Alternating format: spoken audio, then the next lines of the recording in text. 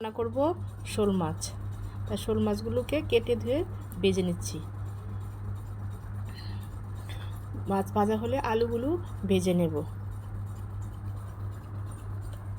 এবার ফোড়নে দেব থেতো করা এলাচ, দারচিনি, কাঁচামরিচ, পেঁয়াজ কুচি। পেঁয়াজগুলো হালকা করে ভেজে নেব। ভেজে তার মধ্যে রসুন বাটা, আদা বাটা, জিরা বাটা, কাঁচামরিচ বাটা দিয়ে কষিয়ে নেব।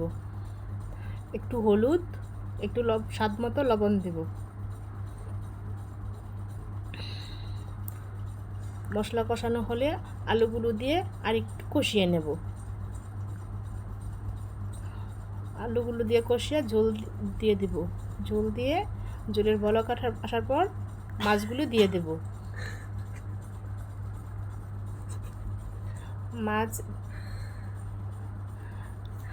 রান্না হয়ে গেছে, এখন নামিয়ে নেব। গরম ভাতের সাথে খেতে খুব ভালো লাগবে। আপনারা চেষ্টা করে দেখেন।